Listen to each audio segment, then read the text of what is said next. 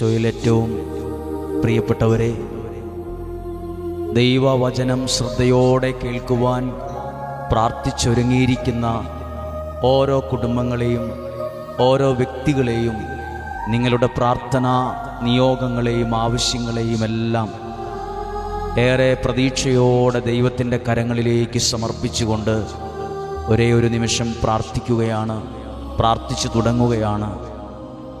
നിങ്ങൾ ഏതു സമയത്താണോ ഈ വചനം നിങ്ങൾ കേൾക്കുന്നത്,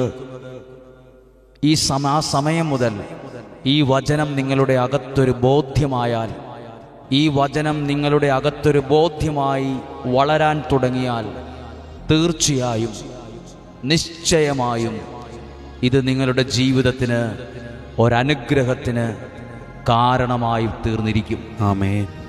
അത്ര ഉറപ്പുള്ള, അത്ര ബോധ്യമുള്ള ഒരു വചനമാണ് ഇന്ന് പ്രിയപ്പെട്ടവരായ നിങ്ങളുടെ ശ്രദ്ധയിൽ, നിങ്ങളുടെ കുടുംബങ്ങളിൽ, നിങ്ങളായിരിക്കുന്ന സ്ഥലങ്ങളിൽ പ്രാർത്ഥനയോടെ എത്തിക്കുവാൻ ആഗ്രഹിക്കുന്നത്. ആമേൻ. ഈ വചനങ്ങൾ അനേകം ആളുകളിലേക്ക് നിങ്ങളാൽ കഴിയുന്ന വിധത്തിൽ കൊടുക്കുകയും അവരോടിത് കേൾക്കാൻ അഭിപ്രായപ്പെടുകയും ചെയ്യുന്നത് വളരെ നല്ലതായിരിക്കും. അതിന് പ്രതിഫലമുണ്ട്.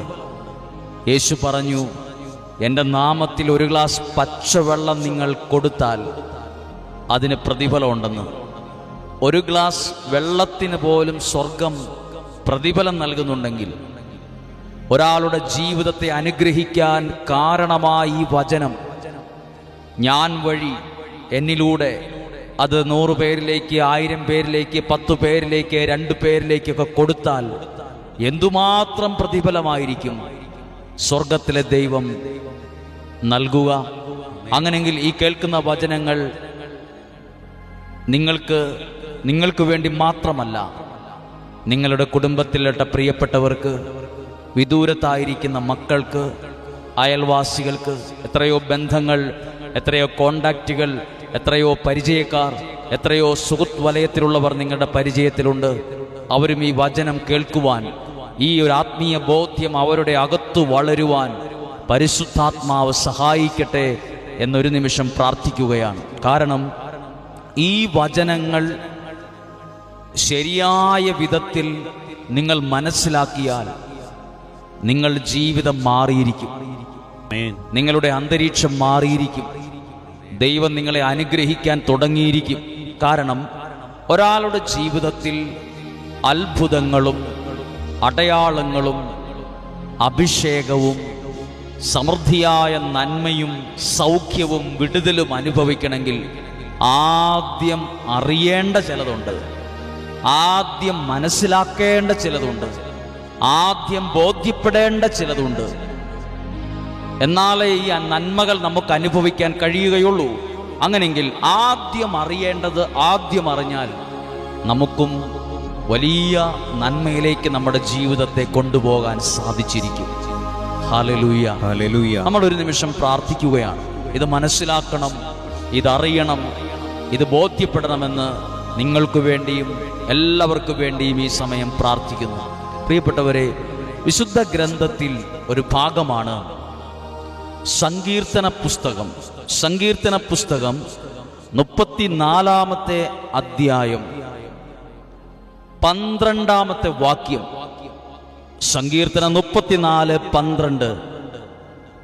ജീവിതം ആഗ്രഹിക്കുകയും, നല്ലൊരു ജീവിതം ആഗ്രഹിക്കുകയും സന്തുഷ്ടമായ ദീർഘായുസ് അഭിലഷിക്കുകയും ചെയ്യുന്നുവോ? 2 കാര്യങ്ങൾ ചോദിച്ചിരിക്കുന്നു. നല്ലൊരു ജീവിതം ഉണ്ടാകണമെന്ന് നിങ്ങൾക്ക് ആഗ്രഹമുണ്ടോ? അങ്ങനെ ആഗ്രഹിക്കാത്തവരാരുമില്ല. നല്ലൊരു ജീവിതം എല്ലാവരുടെയും സ്വപ്നമാണ്. നല്ലൊരു കുടുംബജീവിതം വേണം, നമ്മുടെ മക്കൾക്ക് നല്ല ജീവിതം വേണം, നമ്മുടെ സുഹൃത്ത് ബന്ധങ്ങളിൽ അവർക്ക് നല്ലൊരു ജീവിതം കൊടുക്കണമേ. നമ്മൾ ചില പ്രിയപ്പെട്ടവർക്ക് വേണ്ടി പ്രാർത്ഥിക്കുന്നത് അവർക്ക് നല്ലൊരു ജീവിതം ഉണ്ടാകണമേ എന്നാ പ്രാർത്ഥിക്കുന്നത്. നല്ലൊരു ജീവിതം ആഗ്രഹിക്കുകയും, നല്ലൊരു ജീവിതം, നല്ലൊരു സമാധാനമുള്ള, സ്വസ്ഥതയുള്ള, അനുഗ്രഹമുള്ള ദൈവകൃപയിലുള്ളൊരു ജീവിതം ആഗ്രഹിക്കുകയും സന്തുഷ്ടമായൊരു ദീർഘായുസ് അഭിലഷിക്കുകയും ചെയ്യുന്നുവോ? ദീർഘായുസ്, ആരോഗ്യത്തോടെ ഇരിക്കണം, ദീർഘനാൾ ജീവിച്ചിരിക്കണം. ദീർഘായുസ് എല്ലാവരുടെയും ആഗ്രഹമാണ്. കഴിക്കുന്ന ഭക്ഷണം, രാവിലെ നടക്കുന്ന എക്സർസൈസ്, എല്ലാവർക്കും ആഗ്രഹം തന്നെ. നല്ല ആരോഗ്യം വേണം, നല്ല ദീർഘായുസ് വേണം. ഇതെല്ലാം നമ്മുടെ പരിഗണനയിൽപ്പെട്ട പ്രധാനപ്പെട്ട കാര്യങ്ങളല്ലേ? വിശുദ്ധ ഗ്രന്ഥം പറയുന്നു, നല്ലൊരു ജീവിതം ആഗ്രഹിക്കുകയും സന്തുഷ്ടമായ ദീർഘായുസ് ആഗ്രഹിക്കുകയും ചെയ്യുന്നുണ്ടെങ്കിൽ എക്സർസൈസ് ചെയ്യണം, ഫുഡ് കഴിക്കണം, ഇത്ര സമയം ഉറങ്ങണം. ഇതൊന്നുമല്ല പറഞ്ഞിരിക്കുന്ന. രണ്ട് കാര്യങ്ങൾ ശ്രദ്ധിക്കാനാണ് പറഞ്ഞത്. തിന്മയിൽ നിന്ന് നാവിനെയും വ്യാജഭാഷണത്തിൽ നിന്ന് അധരത്തെയും സൂക്ഷിച്ചുകൊള്ളുവിൻ. ആമേൻ. തിന്മയിൽ നിന്ന് നാവിനെ, വ്യാജഭാഷണത്തിൽ നിന്ന് അധരത്തെയും സൂക്ഷിച്ചുകൊള്ളുവിൻ. നാവിനെ സൂക്ഷിക്കണം. നാവിൽ നിന്ന് പറയുന്ന കാര്യങ്ങളും ശ്രദ്ധയോടെ ആയിരിക്കണം. ഇത് നമ്മുടെ ജീവിതത്തിലേക്ക് അനുഗ്രഹം വരുന്ന, അഭിഷേകം വരുന്ന, അത്ഭുതങ്ങൾ സംഭവിക്കുന്ന ഒരു വഴിയാണ്. ആമേൻ. ഇത് നിങ്ങളുടെ പ്രാർത്ഥനാ വിഷയങ്ങളിലേക്കും ചിന്തയിലേക്കും ധ്യാനത്തിലേക്കും എല്ലാം നിങ്ങൾക്ക് നൽകുമ്പോൾ ഇത് സത്യത്തിൽ നിങ്ങളുടെ ഉള്ളിൽ വളരാൻ പോവുകയാണ്. നിങ്ങളുടെ ജീവിതം ഈ വചനത്തിലൂടെ മാറാൻ പോവുകയാണ്. സത്യമായിട്ടും ഇതൊരു ചലനം സൃഷ്ടിക്കും. സത്യമായും ഇത് നിങ്ങളുടെ ഭവനത്തിൽ ചില കാര്യങ്ങളെ ദൈവം കൊണ്ടുവരും. അത്ഭുതമാണ്. ഈ വചനങ്ങൾ ശ്രദ്ധയോടെ മനസ്സിലാക്കാം. മർക്കോസിന്റെ സുവിശേഷം 5-ാമത്തെ അധ്യായം. മർക്കോസിന്റെ സുവിശേഷം 5-ാം അധ്യായം 25 മുതലുള്ള വാക്യങ്ങൾ വായിക്കുമ്പോൾ അവിടെ ശ്രദ്ധിക്കേണ്ട ഒരു വ്യക്തിത്വമുണ്ട്. വളരെ തകർന്നുപോയ ഒരു ജീവിതാവസ്ഥയുള്ള ഒരു സ്ത്രീയെക്കുറിച്ചാണ് എഴുതിയിട്ടുള്ളത്. 5-ാം അധ്യായം 25-ാമത്തെ വാക്യം. 12 വർഷമായി രക്തസ്രാവമുള്ള ഒരു സ്ത്രീ ഉണ്ടായിരുന്നു. ഇനി സിറ്റുവേഷൻ, സാഹചര്യം, ആ വ്യക്തിയുടെ സ്ഥിതി എന്തെന്ന് എഴുതിയിട്ടുണ്ട് 26-ാമത്തെ വാക്യം. പല വൈദ്യന്മാരുടെയും അടുത്തുപോയി വളരെ കഷ്ടപ്പെടുകയും, ഒരുപാട് ഡോക്ടർമാരെ കാണാൻ പോയി. അങ്ങനെ പോയി തന്നെ വളരെ കഷ്ടപ്പെട്ടു, മടുത്തു, മനസ്സ് മടുത്തു. അതാണ് അവസ്ഥ. അതുമാത്രമല്ല, കൈവശമുള്ളതെല്ലാം ചെലവഴിച്ചു തീർന്നു. കൈവശമുണ്ടായിരുന്ന സ്ഥലം വിറ്റു, കൈവശമുണ്ടായിരുന്ന പണം തീർന്നു, എല്ലാം നഷ്ടപ്പെട്ടു പോയി. ഒരു സൈഡിൽ കൂടെ ഒരു രോഗം വന്നതാ. സത്യവാ, ഒരു രോഗം വന്നാ മതി അയാളുടെ സമ്പത്തും സന്തോഷവും ഒക്കെ നഷ്ടപ്പെടാൻ അധിക നേരം വേണ്ട, ഉറക്കം നഷ്ടപ്പെടാൻ അധികം നാള് വേണ്ട. ഈ സ്ത്രീയുടെ ജീവിതം ഒരു സൈഡിൽ വല്ലാതെ തകർന്ന് തരിപ്പണമായി, ശാരീരികമായും മാനസികമായും എല്ലാം തകർന്നു പോയൊരു വ്യക്തി. എഴുതിയിട്ടുണ്ട്, ഇതെല്ലാം ചെലവഴിച്ചിട്ടും കൂടുതൽ മോശമാവുകയാണ് ചെയ്തത്. ഒരു നന്മയുണ്ടായില്ല, അതിലൂടെ ഒരു മാറ്റം ഉണ്ടായില്ല, ഒരു സൗഖ്യം ഉണ്ടായില്ല. അങ്ങനെ ഇരിക്കുന്ന സമയത്താണ് 27-ാമത്തെ വാക്യം. അവൾ യേശുവിനെ കുറിച്ച് കേട്ടത്. നിങ്ങളും ഇതുപോലെ തകർന്നിരിക്കുന്ന, മനസ്സു വിഷമിച്ചിരിക്കുന്ന, എല്ലാം നഷ്ടപ്പെട്ടു എന്ന് പറഞ്ഞ് ജീവിതം വഴിമുട്ടി നിൽക്കുന്ന, ആകെ തളർന്നിരിക്കുന്ന ഒരു അന്തരീക്ഷത്തിലായിരിക്കും ഈ വചനം യാദൃശ്ചികമായി നിങ്ങൾ കേട്ടത്. ഇത്രയും തകർന്നിരിക്കുന്ന ഒരു സമയത്താണ് യേശുവിനെ കുറിച്ച് അവൾ കേട്ടത്. ഇപ്പോൾ നിങ്ങൾ ഈ വചനം കേൾക്കുന്നതും പ്രതീക്ഷ നഷ്ടപ്പെട്ട, ആകെ തളർന്നിരിക്കുന്ന, ദുഃഖമുള്ളൊരു മുഖഭാവത്തോടെ ഇരിക്കുന്ന, മനസ്സു കലകിയിരിക്കുന്ന, എല്ലാം നഷ്ടപ്പെട്ടല്ലോ, ഇനി എങ്ങനെ അതൊക്കെ തിരിച്ചു കൊണ്ടുവരും എന്ന് ചിന്തിച്ചിരിക്കുന്ന, ഇത്രയൊക്കെ ചെയ്തിട്ടും ഒരു മാറ്റവും ഒരു ഉയർച്ചയും ഒരു സൗഖ്യവും എൻ്റെ വീടിനും എനിക്കും എൻ്റെ കുടുംബത്തിനും ഉണ്ടായില്ലല്ലോ എന്നോർത്ത് ദുഃഖിച്ചിരിക്കുന്ന ഒരു സങ്കടമുള്ള ഒരു അന്തരീക്ഷത്തിലായിരിക്കും, യാദൃശ്ചികമായിട്ടായിരിക്കും ഈ വചനം നിങ്ങളുടെ ഹൃദയത്തിൽ ദൈവം കൊണ്ടുവരുന്നത്.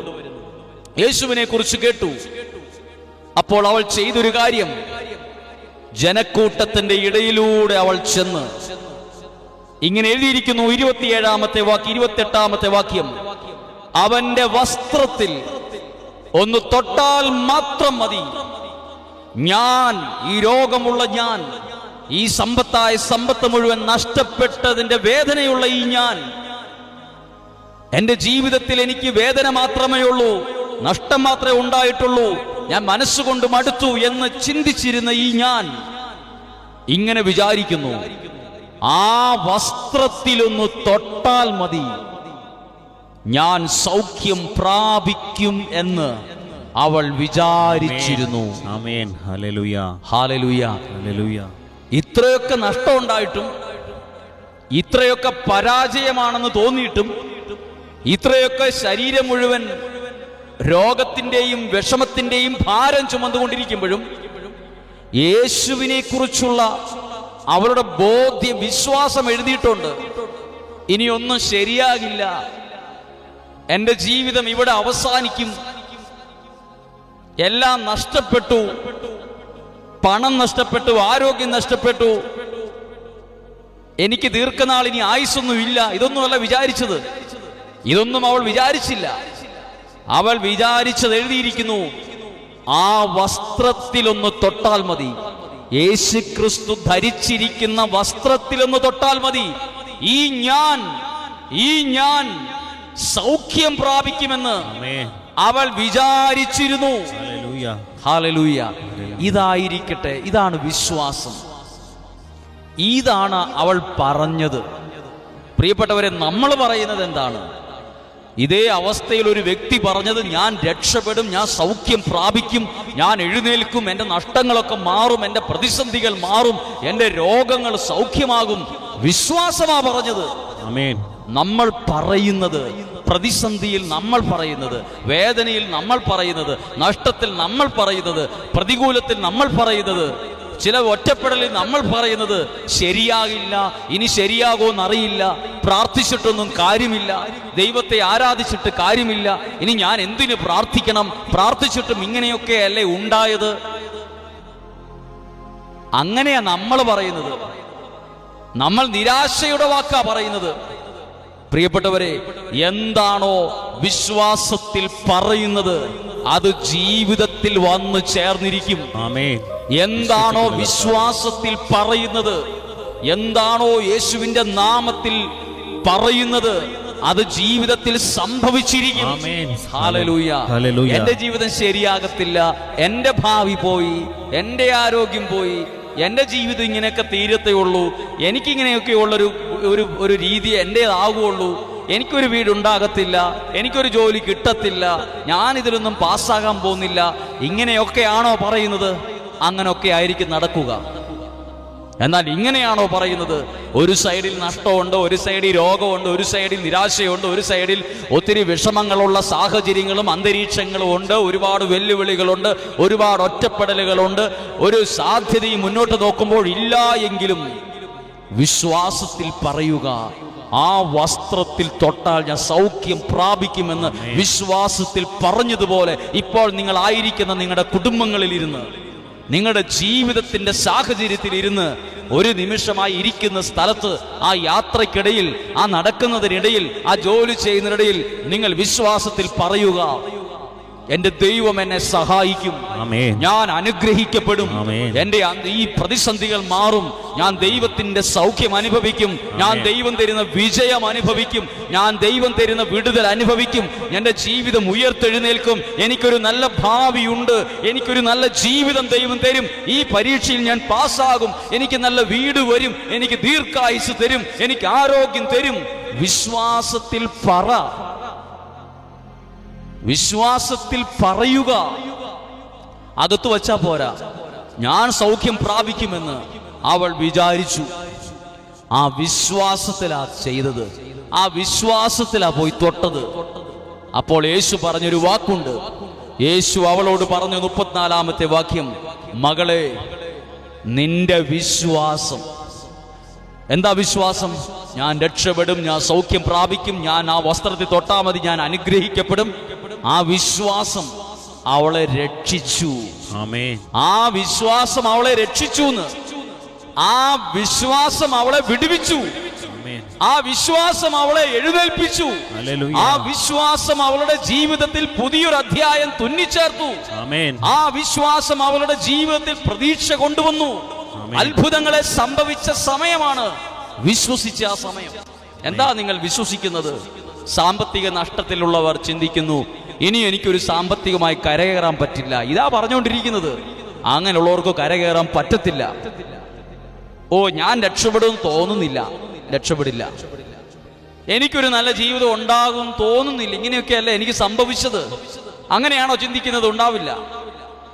എന്തൊക്കെ ഇന്നലകളിൽ സംഭവിച്ചു കൊള്ളട്ടെ, എന്തൊക്കെ നഷ്ടങ്ങൾ ഇന്നലകളിൽ സംഭവിച്ചു കൊള്ളട്ടെ, എത്ര വലിയ എതിരാളികൾ നിങ്ങളുടെ ജീവിതത്തിന്റെ പിറകിൽ ഉണ്ടായിക്കൊള്ളട്ടെ, നിങ്ങൾ ലോകം മുഴുവൻ ഒറ്റപ്പെട്ട ഒരു നിലയിൽ, ഒറ്റപ്പെട്ട ഒരു അവസ്ഥയിൽ തളർന്നിരിക്കുന്ന ഒരാളാണോ, നിങ്ങൾ ആയിരിക്കുന്ന സ്ഥലത്തിരുന്ന് കുറച്ച് പ്രാവശ്യം വിശ്വാസത്തിൽ നിങ്ങൾ പറഞ്ഞു, എന്റെ ദൈവം എന്നെ അനുഗ്രഹിക്കും. 1000 പേര് മൈക്കിലൂടെ നിങ്ങളുടെ തൊട്ടടുത്ത് നിന്ന് പ്രസംഗിച്ചു നിന്നിരിക്കട്ടെ, നീ രക്ഷപ്പെടുകയല്ലെന്ന്, നിനക്ക് ഭാവിയില്ല, നിനക്ക് ജീവിതമില്ലെന്ന് പ്രസംഗിച്ചാലും വിശ്വാസത്തിൽ നീ പറയുന്നതേ നിനക്ക് അനുഭവിക്കാൻ പറ്റൂ. ആമേൻ. 1000 മൈക്കിലൂടെ പറഞ്ഞതല്ല, 1000 പേർ ഉറക്കെ പ്രഘോഷിച്ചതല്ല നിന്റെ ജീവിതത്തിൽ വരാൻ പോകുന്നത്. നീ വിശ്വസിച്ച് പ്രാർത്ഥിച്ചതാണ് നിന്റെ ജീവിതത്തിൽ സംഭവിക്കാൻ പോകുന്നത്. ഹല്ലേലൂയ. ഒരുപക്ഷെ നമ്മൾ ഇപ്പോഴും കേട്ടുകൊണ്ടിരിക്കുന്ന നമ്മുടെ അയൽവാസികൾ, നമ്മുടെ പഞ്ചായത്തിലുള്ളവർ, നമ്മുടെ നാട്ടിലുള്ളവർ, നമ്മുടെ സൗഹൃദത്തിലുള്ളവർ, നമ്മളോട് പിണങ്ങിയവർ, നമ്മളെ വെല്ലുവിളിക്കുന്നവർ, നമ്മളെ ഇഷ്ടമില്ലാത്തവരൊക്കെ പറഞ്ഞുകൊണ്ട് നടക്കുന്നതാ നമുക്ക് സംഭവിക്കാൻ പോകുന്നത് എന്ന് നമുക്ക് വിശ്വസിച്ചുകൊണ്ടും ചിന്തിച്ചുകൊണ്ടും ഇരുന്ന് നിരാശപ്പെട്ടിരിക്കുന്നവരാ ജീവിതത്തിൽ പലരും. അവരും ഇവരും പറഞ്ഞതൊക്കെയാ സംഭവിക്കാൻ പോകുന്നത് എന്ന് മനസ്സിന്റെ കോണിൽ ഇരുന്നോണ്ട് ചിന്തിച്ചോണ്ടിരുന്ന് പലരും കരഞ്ഞോണ്ടിരിക്കുന്നു. ലൈറ്റ് ഓഫ് ചെയ്ത് അകത്ത് ഇരിക്കുന്നു, ഉറങ്ങുന്നു, കിടക്കുന്നു, ഏതോ പുസ്തകം വായിക്കുന്നു, ഏതൊക്കെയോ ആരോടൊക്കെയോ എന്തൊക്കെയോ പറഞ്ഞുകൊണ്ടിരിക്കുന്നു. പ്രിയപ്പെട്ടവരെ, വിശ്വാസത്തിൽ പറയുന്നതാണ് സംഭവിക്കുക നിന്റെ ജീവിതത്തിൽ. 1000 മൈക്കിലൂടെ 1000 പേര് അപ്പുറത്തും ഇപ്പുറത്തും പറഞ്ഞതല്ല നിന്റെ ജീവിതത്തിൽ സംഭവിക്കുന്നത്. ദൈവം ഈ സ്ത്രീയോട് ഡോക്ടർമാർ പറഞ്ഞെന്തായിരിക്കും? ഈ സ്ത്രീയുടെ അവസ്ഥ കണ്ട് വീട്ടിലുള്ളവർ പറഞ്ഞെന്തായിരിക്കും? അയൽവാസികൾ എന്താ പറയും? ഇനി എങ്ങനെ ശരിയാകുമെന്ന്, ഇത്രയും മരുന്ന് കഴിച്ചില്ലേ, ഇത്രയും പ്രഗത്ഭന്മാരായ വൈദ്യരെ ഡോക്ടർമാരെ കണ്ടില്ലേ, ഇതൊക്കെയല്ലേ പറഞ്ഞത്. പക്ഷെ അവൾ എന്താ വിചാരിച്ചത്? ആ വസ്ത്രത്തിൽ തൊട്ട ഒരു മരുന്നും വേണ്ട, ഒരു ഡോക്ടറെ സഹായം വേണ്ട, ഇനി ആരും എന്തൊക്കെ പറഞ്ഞോളട്ടെ, ആ വസ്ത്രത്തിലൊന്ന് തൊട്ടാൽ ഞാൻ സൗഖ്യം പ്രാപിക്കും എന്ന് അവൾ വിചാരിച്ചു. അതാണ് അവളുടെ ജീവിതത്തിൽ അത്ഭുതമായി മാറിയത്. ഇന്ന് തൊട്ട് നിങ്ങളും ചില കാര്യങ്ങൾ വിശ്വസിച്ച് പറയണം. ആരോട്? നിങ്ങൾ നിങ്ങളുടെ വീട്ടിൽ പറയേണ്ടത് വിശ്വാസത്തിന്റെ വാക്കുകളാകണം. നിരാശയുടെ വാക്കുകൾ പറയരുത്. നിങ്ങൾ ജീവിത പങ്കാളിയോട് പറയേണ്ടത് നിരാശയുടെ വാക്കുകളോ പഴിവാക്കുകളോ കുത്തുവാക്കുകളോ ആയിരിക്കരുത്, വിശ്വാസത്തിന്റെ വാക്കുകൾ. നിങ്ങൾ നിങ്ങളുടെ മക്കളോട് പറയേണ്ടത് വിശ്വാസത്തിന്റെ വാക്കുകളാണ്. നിങ്ങളുടെ ജോലിയെ നോക്കി, സമ്പത്തിനെ നോക്കി, അധ്വാനത്തെ നോക്കി, കൃഷിയിടത്തെ നോക്കി, വരുമാനത്തെ നോക്കി നിങ്ങൾ പറയേണ്ടത് വിശ്വാസത്തിന്റെ, അനുഗ്രഹത്തിന്റെ വാക്കാണ്. അനുഗ്രഹത്തിന്റെ വാക്ക്. നിങ്ങളുടെ ജീവിത പങ്കാളിയോട് നിങ്ങൾ പറയേണ്ട ദൈവം നിങ്ങളെ അനുഗ്രഹിക്കുമെന്നാണ്, ദൈവം നിങ്ങളെ സഹായിക്കുമെന്നാണ്, ദൈവം നിങ്ങളെ വിടുവിക്കുമെന്ന് പറയണം. നിങ്ങളുടെ കുഞ്ഞുങ്ങളെ നോക്കി പറയണം, നല്ല ഭാവി ദൈവം നിനക്ക് തരും, നല്ലൊരു ജോലി നിനക്ക് ദൈവം തരും, നല്ല ഭാവി നിനക്ക് ദൈവം കരുതിയിട്ടുണ്ട്, നല്ലൊരു ശുശ്രൂഷ നിനക്ക് കരുതിയിട്ടുണ്ട്. വിശ്വാസത്തിൽ പറയുന്നത്, വിശ്വാസത്തിൽ പറയുന്നത് ദൈവം ജീവിതത്തിൽ ഒട്ടിച്ചു ചേർത്ത്. ആമേൻ. ഹല്ലേലൂയ. അവൾ വിശ്വസിച്ച് ഹൃദയത്തിൽ പറഞ്ഞത്. അവൾ 34-ാമത്തെ വാക്യം യേശു പറഞ്ഞു, നിന്റെ വിശ്വാസം, രക്ഷപ്പെടുന്നുള്ള നിന്റെ വിശ്വാസം, സൗഖ്യം പ്രാപിക്കുമെന്ന നിന്റെ വിശ്വാസം നിന്നെ രക്ഷിച്ചിരിക്കുന്നു. രക്ഷിക്കാൻ സാധ്യതയുണ്ടെന്നല്ല, ഓൾറെഡി രക്ഷിക്കപ്പെട്ട് കഴിഞ്ഞു. നിന്റെ വിശ്വാസം എന്താ ഇപ്പം?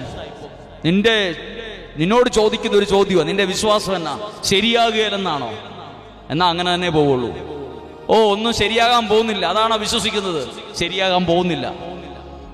എനിക്ക് നല്ല ജീവിതം ഉണ്ടാവുമെന്ന് എനിക്ക് തോന്നുന്നില്ല, എന്നാ അങ്ങനെ നടക്കൂ. അവരിവരും പറഞ്ഞതാണ് നീ ചിന്തിച്ചോണ്ടിരിക്കുന്നെങ്കിൽ അതേ നടക്കൂ. എന്നാൽ അതെല്ലാം ഒരു വേസ്റ്റ് കടലാസ് പോലെ കീറിക്കളഞ്ഞിട്ട് മനസ്സിന്ന് തലച്ചോറിൽ നിന്ന് ആ ഹാർഡ് ഡിസ്കിലൊക്കെ സേവായി പോയ കുറെ കാര്യങ്ങൾ ഡിലീറ്റ് ചെയ്തേ. ഇപ്പൊ തന്നെ ഡിലീറ്റ്, അത് മായ്ച്ചു കള. സ്ലേറ്റിൽ എഴുതി അത് തുണി കൊണ്ട് തൂക്കുമ്പോൾ അത് മായ്ച്ചു പോകുന്നത് പോലെ എപ്പോഴൊക്കെയോ എഴുതി വെച്ച കുറെ കാര്യങ്ങളില്ലേ, വേണ്ടാത്ത കാര്യങ്ങൾ, ശരിയാകുകയല്ല, നന്നാകത്തില്ല, നെഗറ്റീവ് കാര്യങ്ങൾ, അതൊന്ന് മായ്ച്ചേ. ഒരു നിമിഷം ഓടിയിരുന്ന് മായ്ച്ചത്. പ്രാർത്ഥനയിൽ അത് മായ്ക്കുക. ഞാനത് മായ്ച്ചു കളയുന്നു. ദൈവനാമത്തിൽ ഞാനത് മായ്ക്കുന്നു.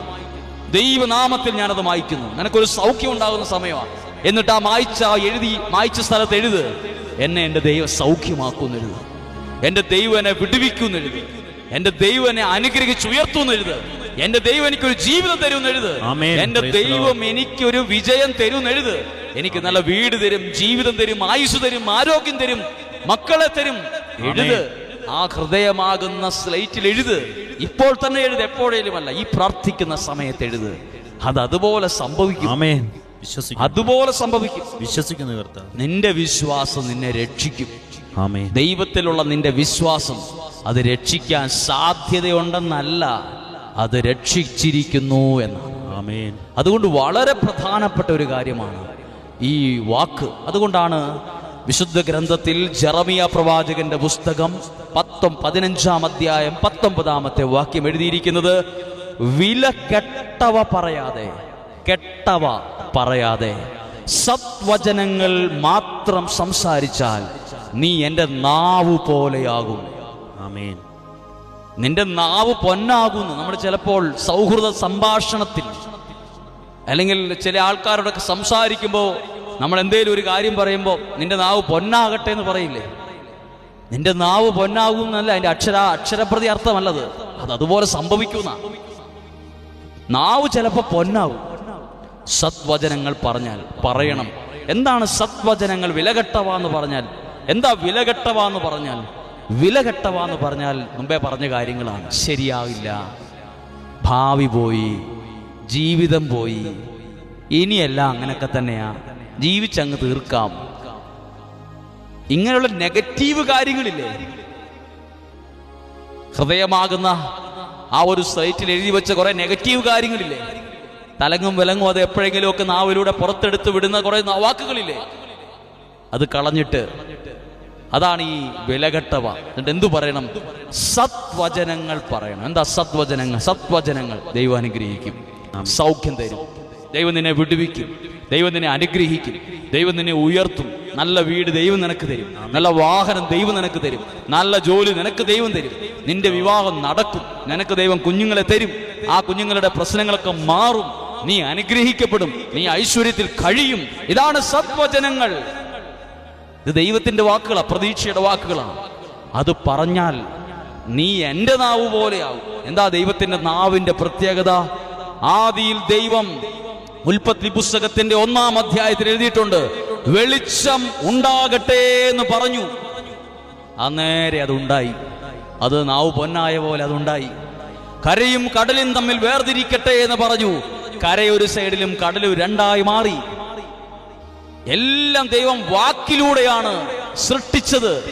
അത്രയും പവർഫുള്ളാണ്, അത്രയും ശക്തമാണ്. നമ്മുടെ നാവിൽ നിന്ന് വരുന്ന വാക്കും നമ്മൾ പറയുന്നത് ഉണ്ടാകും. സമാധാനം ഉണ്ടാകട്ടെ. അതാ യേശു പറഞ്ഞത്, നിങ്ങളൊരു ഭവനത്തിൽ ചെല്ലുമ്പോൾ ആ വീട്ടിൽ ചെല്ലുമ്പോൾ പ്രശ്നമുണ്ട്, പ്രതിസന്ധിയുണ്ട്, കൂടോത്രമുണ്ട്, മന്ത്രവാദമുണ്ട്, പോക്കുവരവുണ്ട്, ഇതൊന്നും അല്ല പറയേണ്ടത്. സമാധാനം എന്ന് പറയണം. ശാലോം, സമാധാനം എന്ന് പറയണം. പറഞ്ഞു. അവിടെ ചെന്നുമ്പോ ചുമ്മാ ഭക്ഷണവും കഴിച്ച് കാപ്പി കുടിച്ചു പോരണമെന്നല്ല പറഞ്ഞത്. സമാധാനം, ദൈവം തരുന്ന സമാധാനം എന്ന് പറയണം. അപ്പോൾ ആ സമാധാനം അവിടെ വസിക്കും. നിങ്ങൾ എന്തു പറയുന്നോ അത് അവരിൽ വസിക്കും. നിങ്ങളുടെ കുഞ്ഞുങ്ങളെ കുറിച്ച് നിങ്ങൾ പറയുന്നത് കുഞ്ഞുങ്ങൾ രക്ഷപ്പെടും, അനുഗ്രഹിക്കപ്പെടുമെന്നാണോ? അതുപോലെ സംഭവിച്ചിരിക്കും. നിങ്ങളുടെ ഇല്ലായ്മ നോക്കി നിരാശയുടെ വാക്കാണോ പറയുന്നത്? റൂട്ട് മാറിപ്പോകും. അത് റൂട്ട് മാറിപ്പോകും. ദൈവവചനം തരുവാണ്. പറയുന്നു, അനുഗ്രഹവും അഭിവൃദ്ധിയും സൗഖ്യവും വിടുതലും അനുഭവിക്കണമെങ്കിൽ വിശ്വാസത്തിന്റെ വാക്കുകൾ പറയണം. ദൈവനെ സൗഖ്യമാക്കും എന്ന് പറയണം. ഹല്ലേലൂയ. അതുകൊണ്ട് അന്ധനായ മനുഷ്യൻ വഴിയരികിൽ ഇരുന്നപ്പം അന്ധനായ മനുഷ്യൻ വിളിച്ചു കാര്യം യേശു ചോദിച്ചു, ഞാൻ നിനക്ക് വേണ്ടി എന്തു ചെയ്യണമെന്നാണ് നീ ആഗ്രഹിക്കുന്നത്, പറയാൻ പറഞ്ഞു. അവൻ പറഞ്ഞു, എന്റെ കണ്ണിന് കാഴ്ച കിട്ടണം. അവൻ വിശ്വാസത്തിൽ അവന്റെ ആഗ്രഹം പറഞ്ഞതാണ് അവന്റെ ജീവിതത്തിൽ വന്നു ചേർന്നത്, അത്ഭുതമായി മാറിയത്. അവൻ പറഞ്ഞു, എന്റെ കണ്ണിന് എനിക്ക് സൗഖ്യം കിട്ടണം. അവന്റെ ആഗ്രഹമാണ്, അവന്റെ ആഗ്രഹമാണ്, വിശ്വാസത്തിൽ പറഞ്ഞ അവന്റെ ആഗ്രഹമാണ് അവന്റെ ജീവിതത്തിൽ വന്നു ചേർന്നത്. വിശ്വാസത്തിൽ പറയുന്നത് ജീവിതത്തിൽ അത്ഭുതമായി വന്നു ചേരും. വിശ്വാസത്തിൽ പറയുന്നത്, ദൈവനാമത്തിൽ പറയുന്നത് ചിലപ്പോഴൊക്കെ നമ്മൾ അനുഭവിച്ചിട്ടില്ലേ? ദൈവനാമത്തിൽ നിന്റെ കാര്യങ്ങൾ ഭംഗിയാകും. 1 മാസം കഴിഞ്ഞ്, 2 മാസം കഴിഞ്ഞ്, 4 മാസം കഴിഞ്ഞ് അവർ തിരിച്ചു വരും. അന്ന് പ്രാർത്ഥിക്കാൻ വന്ന ആ അച്ഛൻ പറഞ്ഞല്ലോ, അല്ലെങ്കിൽ ബ്രദർ പറഞ്ഞല്ലോ, അതുപോലെ തന്നെ ഞങ്ങളുടെ കാര്യങ്ങൾ ഭംഗിയായി കേട്ടോ എന്ന് പറയുമ്പോൾ പറഞ്ഞ ബ്രദർ ചിലപ്പോൾ അത് മറന്നു കാണും. പക്ഷെ അവരുടെ മനസ്സിലത് ഓർമ്മയാണ്. പറഞ്ഞതുപോലെ സംഭവിക്കും. വിശ്വാസത്തിൽ പറയുന്നത് അതുപോലെ സംഭവിക്കും.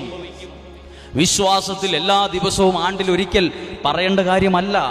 ജീവിതത്തിൽ ഏതെങ്കിലും മണിക്കൂറുകളിൽ പറയേണ്ട കാര്യമല്ല. എല്ലാ ദിവസവും പറയേണ്ട കാര്യമാണ്. വിലകെട്ടവ പറയരുത്. നശിച്ചു പോകും, തകർന്നു പോകും, നീ രക്ഷപ്പെടില്ല, ഞാനും രക്ഷപ്പെടില്ല, നമ്മളൊക്കെ ഇങ്ങനെ തീരട്ടെ, വീട് വരത്തില്ല, ഈ പണി തീരത്തില്ല, ഈ വിജയം എനിക്കുണ്ടാവില്ല, അവർ ജയിച്ചു, ഇവർ ജയിച്ചു, എനിക്കെന്തോ പ്രശ്നം കൊണ്ടാണ് ഞാൻ തകരത്തേയുള്ളൂ, എൻ്റെ തലവരെ മോശമാ. വിലകെട്ടവ പറയരുത്.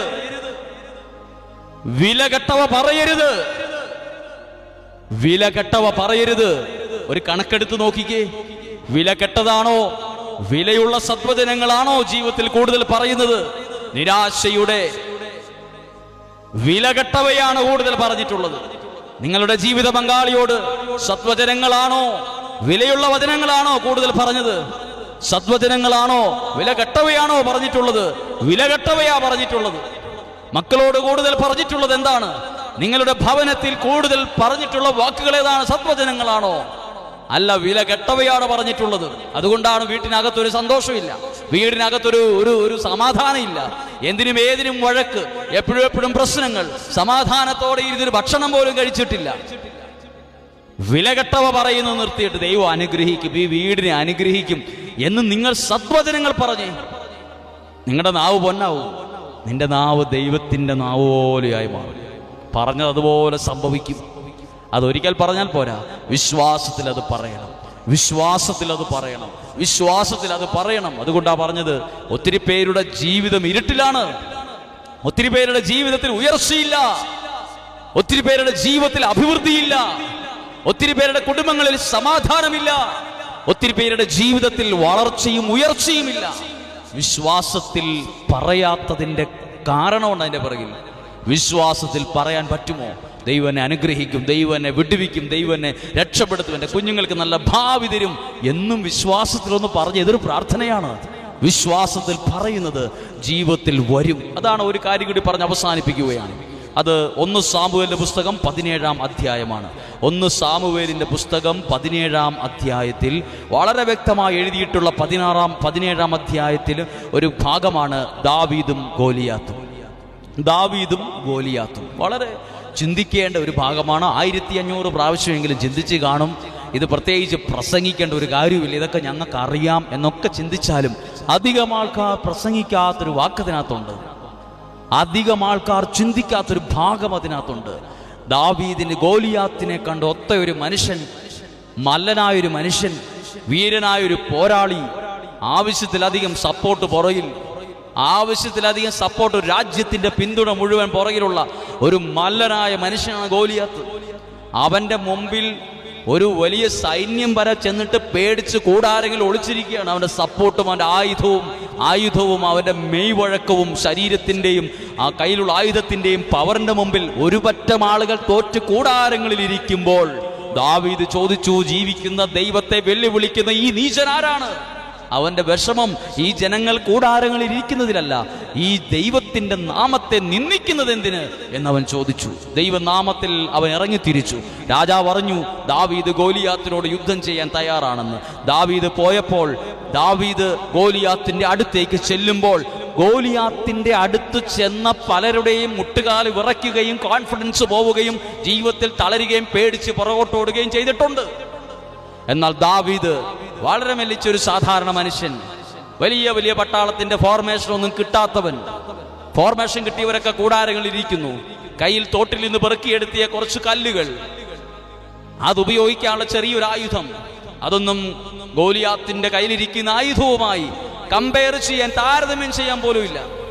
ഒന്നുമില്ല, കുറച്ച് കല്ല് മാത്രമായി. വലിയ പടച്ചട്ടകളുടെ ബലമോ തലയിൽ വലിയ കിരീടത്തിന്റെ പിൻബലമോ ഒന്നും കൂടാതെ കർത്താവായ ദൈവത്തിന്റെ നാമത്തിൽ ജീവിക്കുന്ന ദൈവത്തിന്റെ നാമത്തിൽ ആ പ്രതിസന്ധിയുടെ മുമ്പിൽ ചെന്ന് നിന്നു. കൂടെയുള്ളവരൊക്കെ ഓർത്തു, അവരുടെ കോൺഫിഡൻസ് പോയി, തളർന്ന് താഴെ പോകുന്ന വിചാരിച്ചത്. 45-ാമത്തെ വാക്യം ഒന്ന് വായിക്കുകയാണ്. 45-ാമത്തെ വാക്യം. ദാവീദ് പ്രതിവചിച്ചു. ദാവീദ് പറഞ്ഞു. ദാവീദ് ഇങ്ങനെ പ്രതിവചിക്കണമെങ്കിൽ ഒരു കോൺഫിഡൻസ് ഉള്ള വാക്കാണ് പറഞ്ഞത്. വാളും കുന്തവും ചാട്ടുളിയുമായി നീ എന്നെ നേരിടാൻ വരുന്നു. നീ എന്റെ നേരെ വരുന്നു. വലിയ ആയുധങ്ങളുമായി നീ എന്റെ നേരെ വരുന്നു. ഞാനാകട്ടെ ഞാൻ നിൽക്കുന്നത് നീ നിന്ദിച്ച ഇസ്രായേൽ, നിന്റെ കയ്യിൽ ഉള്ളതുപോലെയുള്ള ആയുധങ്ങളോ ചാട്ടുളിയോ ഉപകരണങ്ങളോ സംവിധാനങ്ങളോ സപ്പോർട്ടോ ഇല്ല. എനിക്ക് ഒറ്റ ബലമേ ഉള്ളൂ, എനിക്കൊരു ആയുധമേ ഉള്ളൂ. അതാണ് എഴുതിയിരിക്കുന്നത്. ഞാനാകട്ടെ നീ നിന്ദിച്ച ഇസ്രായേൽ സേനകളുടെ ദൈവമായ സൈന്യങ്ങളുടെ കർത്താവിന്റെ നാമത്തിലാണ്. ഇതാണ് എന്റെ ആയുധം, ഇതാണ് എന്റെ അധികാരം, ഇതാണ് എനിക്കുള്ള സപ്പോർട്ട്. ഒരു വെല്ലുവിളിയെ, ഒരു പ്രതിസന്ധിയെ ഒരു മല്ലനായ ഒരു മനുഷ്യനെ നേരിടാൻ പോകുമ്പോൾ കയ്യിലുള്ള ആയുധമോ കയ്യിലുള്ള പവറോ സപ്പോർട്ടോ ഒന്നുമല്ല, ഒരു സപ്പോർട്ടും ഇല്ല. പക്ഷെ ഒറ്റ ബലമാണ്, കർത്താവായ യേശുവിൻ്റെ ദൈവത്തിൻ്റെ നാമത്തിൻ്റെ പവർ. അതാണ് അധികാരവും ശക്തിയുമായി ദൈവമായ സൈന്യങ്ങളുടെ കർത്താവിൻ്റെ നാമത്തിൽ. 46-ാമത്തെ വാക്യം വായിക്കുന്നതിന് മുമ്പ് ഗോലിയാത്തിന്റെ മുമ്പിൽ നിന്ന് ദാവീദ് വിശ്വാസത്തിൽ പറഞ്ഞത്, തോക്കും, ജയിക്കത്തില്ല, വീണുപോകും, എൻ്റെ കഴുത്തേന്ന് തല പോകും, ഞാൻ മരിക്കാൻ സാധ്യതയുണ്ട്, ഈ യുദ്ധത്തിൽ തോക്കുമായിരിക്കും, കഷ്ടമായി, വരണ്ടായിരുന്നു, അതിലെടുത്തിയാട്ടമായി പോയെന്നൊരു സംശയമുണ്ട്. നിരാശയുടെ വാക്കുകളല്ല 46-ാമത്തെ വാക്യം പറയുന്നത്. വായിക്കാമോ? കർത്താവ് നിന്നെ ഇന്ന് എന്റെ കയ്യിൽ ഏൽപ്പിക്കും. നോക്കൂ, അതകത്ത് വിശ്വാസമുള്ളവൻ ദൈവത്തിന്റെ വിശ്വാസത്തിന്റെ വാക്ക് പറയുന്നു. ദൈവം നീ പ്രതിസന്ധിയെ ഞാൻ തോൽപ്പിക്കും, ഇത് നിന്നെ എന്റെ കയ്യിൽ ഏൽപ്പിക്കും, ഞാൻ വിജയിക്കും, ഞാൻ രക്ഷിക്കും. വിശ്വാസത്തിന്റെ വാക്കുകൾ പ്രതിസന്ധിയിൽ പറയുന്ന ഒരു ദാവീദിനെ ഏത് ബൈബിൾ കോളേജിൽ നിന്നാണ്, ഏത് സെന്ററിൽ നിന്നാണ് ദാവീദ് ഇത് പഠിച്ചത്? ഇന്നത്തെ പോലെയുള്ള സെന്ററുകളോ ഫോർമേഷൻ കാലങ്ങളോ ഒന്നുമില്ലല്ലോ. അന്നത്തെ കാലത്ത് മതം പഠിപ്പിക്കുന്ന അല്ലെ ബൈബിൾ പഠിപ്പിക്കുന്ന ഒരു സംവിധാനവും അന്നില്ലല്ലോ. എന്നിട്ട് പോലും ദാവീദ് വിശ്വാസത്തിന്റെ വാക്ക് ഗോലിയാത്തിനെ പോലെ മല്ലനായി നിൽക്കുന്ന പ്രതിസന്ധിയുടെ മുമ്പിൽ ദാവീദ് പറയുകയാണ്, എന്നെ ദൈവം നിന്നെ എൻ്റെ കയ്യിൽ ഏൽപ്പിക്കും, ഈ വിജയത്തിൽ ഞാൻ ജയിക്കും, ഈ പ്രതിസന്ധിയിൽ ഞാൻ ജയിക്കും. വിശ്വാസത്തിന്റെ വാക്കുകൾ പറഞ്ഞു. ബൈബിൾ 17-ാം അധ്യായം എന്ത് പഠിപ്പിക്കുന്നു? ദാവീദ് തോറ്റെന്നാണോ ഗോലിയാത്ത് ജയിച്ചെന്നാണോ പഠിപ്പിക്കുന്നത്? മല്ലനായ ഗോലിയാത്ത് തോറ്റെന്നും ദൈവത്തിന്റെ നാമത്തിൽ ചെന്ന ദാവീദ് ജയിച്ചെന്നുമാണ് ഈ പുസ്തകം, ഈ വേദപുസ്തകം, ഈ ബൈബിൾ, ഈ 17-ാം അധ്യായം, ഈ സാമുവേലിന്റെ പുസ്തകം, 1-ാം പുസ്തകം പഠിപ്പിച്ചിട്ടുള്ളത്. ഇതായിരിക്കട്ടെ നിങ്ങളെ ദൈവം പഠിപ്പിക്കുന്നത്, ഇതായിരിക്കട്ടെ നിങ്ങളെ പഠിപ്പിക്കുന്നത്. നിരാശയുടെ വാക്കുകളല്ല, വിശ്വാസത്തിന്റെ വാക്കുകൾ. ഏത് പ്രതിസന്ധിയുടെ മുമ്പിൽ നിങ്ങൾ പറയുന്നത്, നിങ്ങൾ വിശ്വാസത്തിൽ പറയുന്നത്, നിങ്ങളുടെ പ്രാർത്ഥനാ സമയത്ത് നിങ്ങൾ പറയണം, ദൈവം എന്നെ അനുഗ്രഹിക്കും, ദൈവം എന്നെ ഉയർത്തും, ഈ കുടുംബത്തിന് ഇരുട്ട് മാറും, ഈ പ്രതിസന്ധി മാറും, ഈ രോഗ സൗഖ്യമാകും, എനിക്ക് ദീർഘായുസ്സ് ദൈവം തരും, ജോലി ദൈവം തരും. എനിക്ക് വിശ്വാസത്തിൽ പറ. സാഹചര്യങ്ങൾ പ്രതികൂലമാണേലും വിശ്വാസത്തിൽ പറ, അതതുപോലെ സംഭവിക്കും. അത് അത്ഭുതത്തിന്റെ മാർഗമായി മാറും, അത് അഭിഷേകത്തിന്റെ കടന്നുവരവിന് കാരണമാകും. ഇപ്പോ കേട്ട ഈ വചനം ഞങ്ങളുടെ അകത്ത് ഒരു ബോധ്യമായി വളരട്ടെ, ഒരു ബോധ്യമായി വളരട്ടെ. നമ്മൾ തുടർന്ന് പ്രാർത്ഥിക്കുകയാണ്. നല്ലൊരു ജീവിതം ആഗ്രഹിക്കുകയും സന്തുഷ്ടമായ ദീർഘായുസ്സ് അഭിലഷിക്കുകയും ചെയ്യുന്നുവോ, തിന്മയിൽ നിന്ന് നാവിനെയും വ്യാജഭാഷണത്തിൽ അധരത്തെയും സൂക്ഷിച്ചു കൊള്ളുക. നെഗറ്റീവ് പറയാതിരിക്കുക. നല്ല ജീവിതം ആഗ്രഹമുണ്ടോ? നെഗറ്റീവ് പറയരുത്. വിശ്വാസത്തിൻ്റെ വാക്ക് നിങ്ങളോട് മാത്രമല്ല, നിങ്ങളുടെ കൂടെയുള്ളവരോട്, സുഹൃത്തുക്കളോട്, ബന്ധുക്കളോട്, പരിചയക്കാരോട്, നിങ്ങളുമായി അടുത്തു വരുന്നവരോട് വിശ്വാസത്തിൻ്റെ വാക്ക്. ദൈവം എന്നെ അനുഗ്രഹിക്കും. ദൈവം എന്നെ ഈ പരീക്ഷണ കാലത്ത് ഞാൻ ദൈവത്തിൻ്റെ വാക്ക് പറയണം. പ്രതിസന്ധിയുടെ സമയത്ത് വിശ്വാസത്തിൻ്റെ വാക്ക് പറയണം. ദൈവം വിശ്വാസത്തിൽ പറഞ്ഞ വാക്ക് അതുപോലെ സംഭവിക്കാനിടയാണ്.